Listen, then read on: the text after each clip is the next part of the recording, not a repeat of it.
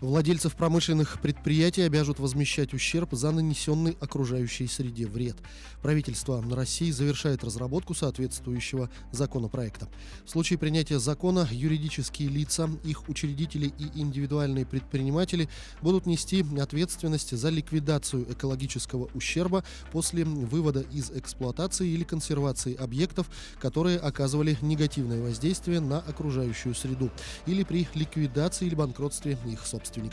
Кроме того, в законопроекте предусматривается жесткий порядок исключения предприятий из государственного реестра опасных предприятий. Для этого потребуется заключение об отсутствии накопленного вреда окружающей среде в результате действия конкретного предприятия, выданное Росприроднадзором. Россияне, представители различных профессий, определили размер пенсий, который необходим им для комфортной жизни в старости. Большинство сотрудников из области финансирования, программирования и строительства пришли к мнению, что хотели бы получать пенсию более 100 тысяч рублей в месяц. Так ответили 23% работников IT-сферы, 20% строителей и 22% финансистов. Медики, учителя, работники кафе и ресторанов, водители оценили свои потребности скромнее. Большинство выбрали размер желаемой пенсии от 40 до 50 тысяч рублей в месяц. Такие цифры указали 23% поваров и официантов, 21% медиков и учителей, 19% работников транспорта и логистики.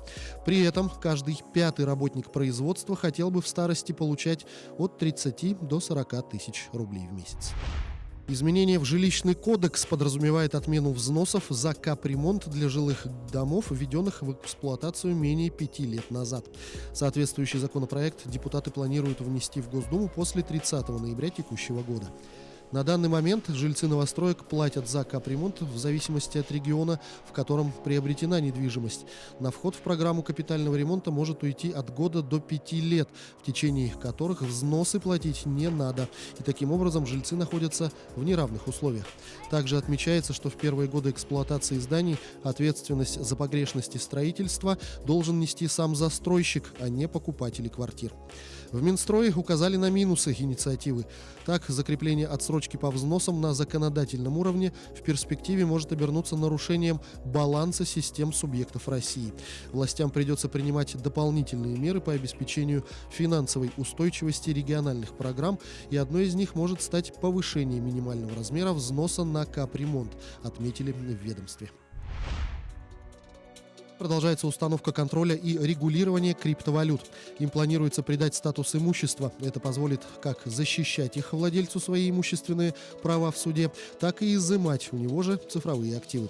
Кроме того, владельцы криптовалюты должны будут отчитываться налоговикам о заметных движениях средств в цифровых кошельках. Соответствующий законопроект рассматривается в правительстве. Криптовалюты часто используются для уклонения от уплаты налогов, для отмывания денег и финансирования противоправной деятельности, говорится в пояснительной записке.